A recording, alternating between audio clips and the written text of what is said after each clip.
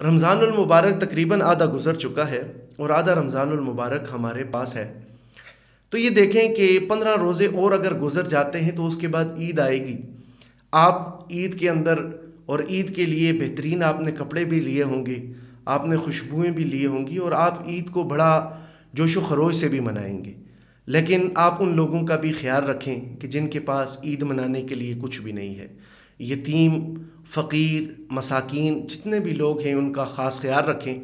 اللہ کے رسول صلی اللہ علیہ وآلہ وسلم نے فرمایا تھا کہ آپ کی حدیث ہے کہ جس نے یتیم کی کفالت کی، میں اور وہ کل قیامت کے دن اس طرح ساتھ ساتھ ہوں گے جس طرح یہ دو انگلیاں جس طرح آپس میں ملتی ہیں۔ اللہ کے رسول صلی اللہ علیہ وآلہ وسلم نے فرمایا کہ میں اور یتیم کی کفالت کرنے والا کل اس طرح ساتھ ہوں گے۔ پھر مسکین کے متعلق تو حدیث قدسی ہے، اللہ کے رسول صلی اللہ علیہ وسلم نے فرمایا کہ خود اللہ رب العالمین فرماتے ہیں کل محشر کے دن یہ پوچھا جائے گا، اے میرے بندے میں بھوکا تھا تو نے مجھے کھانا نہیں کھلایا، اے میرے بندے میں پیاسا تھا تو نے مجھے پانی نہیں پلایا۔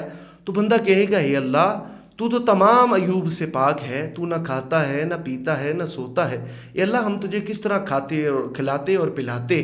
تو اللہ رب العالمین یہ فرمائیں گے کہ میرا فلاں جگہ وہ بندہ تھا، وہ بھوکا تھا یا پیاسا تھا، اگر تم اس کو کھانا کھلاتے تو در حقیقت تم نے اس طرح ہوتے کہ وہ کھانا مجھے کھلایا، اور اگر تم اس کو پلا دیتے تو در حقیقت ہوتا اس طریقے سے کہ تم نے مجھے پلایا۔ تو آپ کے پاس یہ وقت ہے، اپنے قرب و جوار کے اندر دیکھیں اگر کوئی غریب اور یتیم اور مسکین ہے آپ اس کی ضرور امداد کریں تاکہ وہ عید کی خوشیوں میں آپ کے ساتھ بھرپور شامل ہو سکے۔